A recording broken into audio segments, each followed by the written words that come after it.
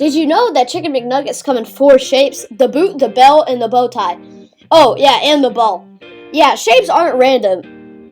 You'll see these 4 shapes over and over. In every box the world over, McDonald's has standardized them to, quote, ensure consistent cooking time for food safety. Weird fact, by the way, boot overwhelmingly trends to be people's favorite in the polls about this sort of thing. But despite the 4 different shapes, there's only one thing they'll all share: a history of deep-fried lies. Hope you're hungry, friends. This is gonna be spicier than a limited edition Susan sauce. Hello, Internet. Welcome to Conspiracy with a Twist, the show that brings num-nums straight to your tum-tums. And today's num-num is delectable yet questionable Chicken McNugget food item that honestly I thought I'd overgrown when I come 7 or 8. But now that I have a 3-year-old, it's a food item that forcibly resigned itself back into my life. And my diet these things keep pulling me back in. I wish I knew how to quit you. Why don't you just let me be, huh? Let's face it. At this point in my life, I'll eat more of these things than a 6-year-old after soccer practice. For most of us, the Chicken McNugget has been a staple throughout our entire lives. I'm sure almost all of us have at least one fond memory of going to McDonald's and getting that McNugget Happy Meal. I mean, some nugs and a toy. Can life get any better? According to sources, yes it can. But what I want to chew on today isn't the crispy golden crust on the outside of these things. It's the conspiracy that lies buried in the middle. You see, the origin of the chicken nugget is anything but a golden domino of lies that gave rise to the world's favorite poultry-based snack. If you've watched this channel before, you know that the conspiracies that we do are almost yummy. And it has more to do with advertising, PR, and legal maneuvers than it has to do with our taste buds. And the creation of the Chicken McNugget is a prime example of the chicken nugget was first tested in McDonald's in 1980, but it wasn't because Ray Kroc had wanted to expand his diners' palates. It was because he was practically being forced by the entire industry of American media. And in the end, these little golden rounds are the product of 4 major lies, and no amount of sweet and sour sauce is gonna make this one taste any better. So that, my friends, is our journey today, exposing the 4 mistruths that'll prove our love of Chicken McNuggets is a lot more than coincidence. But in order to understand what's going on, we're all going to need to become chicken nugget historians. So let's rewind all the way back to the caveman days, before the existence of the dollar menu back in 1950s and 60s. So this is 30 years before the iconic boot chicken nuggets started appearing on the McDonald's menus, as a man by the name of Ansel Keys was trying to establish himself as one of the most famous nutrient scientists in the world. His reputation started to take off after working with the U.S. military to develop K-ration of daily package of food for paratroopers that provided 3,200 calories a day that was rated as better than nothing by test groups shortly after he began to gather data on health and diets of different populations to try and find the relationship between food, certain cultural eat, and the illness that exhibits with a particular emphasis on heart disease. One of his first and famous discoveries came from cooperate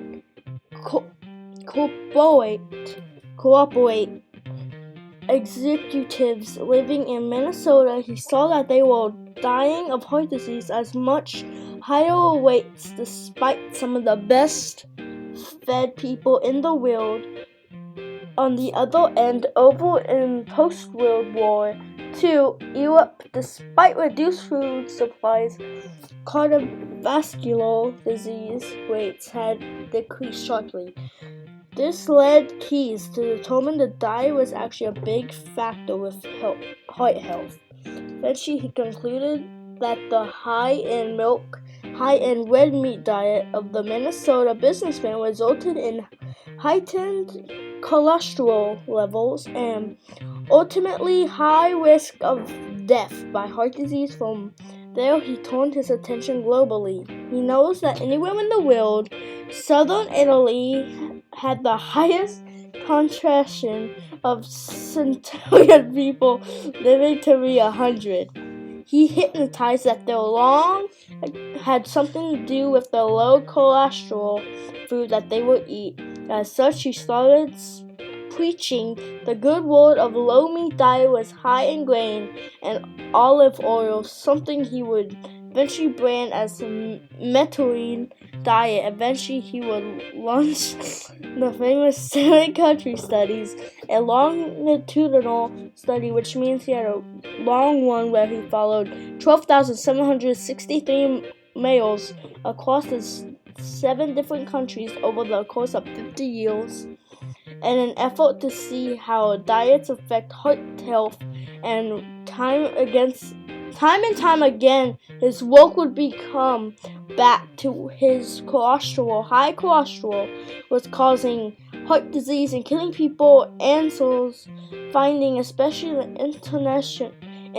intentional Minnesota study, had a massive impact on the U.S. government views about cholesterol and heart disease. Suddenly, there were these major PR campaigns all against anything fat and cholesterol. So right. People are starting to get healthier. They're learning about dangers of cholesterol. Sign me up for my diet of bread and shots of olive oil. Right, well, here comes in line number 1 answer. And didn't have the full picture to cover any results that suggested his lack of knowledge. He seized by 1968. He was already famous and performed the Minnesota culinary study where he tried to replace high saturated fat diets with diets that would lower people's total cholesterol. His hypnosis was that lowering people's cholesterol, he would stop them from getting heart disease. Unfortunately, his study failed.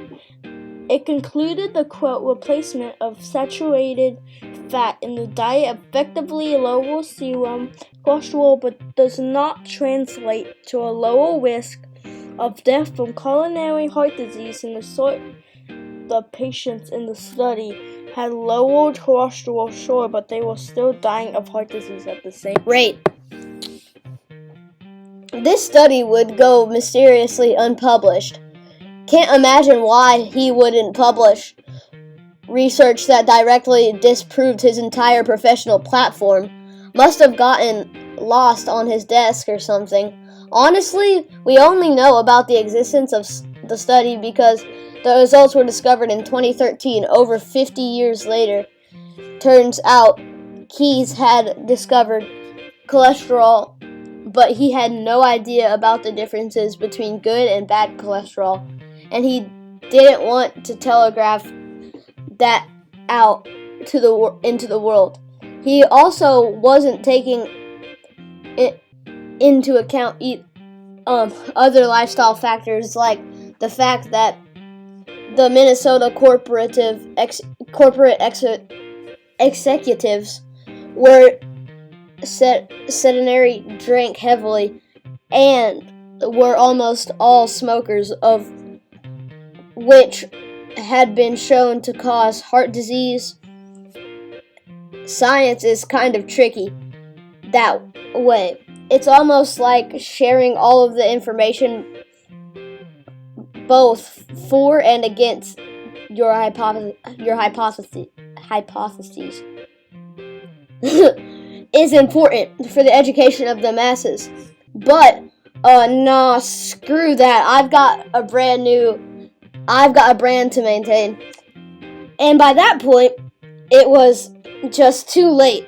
The wheels of advertising against the enemy of cholesterol were already in motion, and beef was public enemy number one, and was put in that position by liar number two, big tobacco. You see, major contributor to heart disease, smoking was surging in popularity all through the 50s, with nearly 10 cigarettes sold per adult per day, and it was known at the time as the smoking was major cause of heart disease. You see, beginning in 1948, the Fragment study became the first major piece of science to show that cigarette smoking was a major risk factor for the whole myriad of health problems, including of course, heart disease. But big tobacco fought it off. The Council for Tobacco Research funded counter studies over a decade to cast doubt on the results and shift blame to the causes. So, by the time Ansel Keys started attacking beef tobacco companies, were already well practiced at shifting blame to other places. The less centralized beef industry didn't have the sophistication or the lobbying power that the tobacco companies had to fight their reputation for being unhealthy. So, cigarette consumption kept going up while beef consumption went down. Not because of science, but because of publicity. And as you might imagine, this didn't bode too well for McDonald's in the 1960s. At the time, it just had over 1,000 restaurants in operation and basically two things on the menu: burgers and fries. Cholesterol with the side of fat with the beef. Industry was already starting to feel the U.S. shift away from cows and towards the lower cholesterol alternatives of chicken and turkey. In 1977, the pressure got turned up even more. The U.S. published what's now considered a cholesterol nutrition guideline, all about cutting fat out of everyone's diet and regulating this old friend's food pyramid. In recent years, it's been revelated that the food pyramid was actually highly misleading, a theory for another day.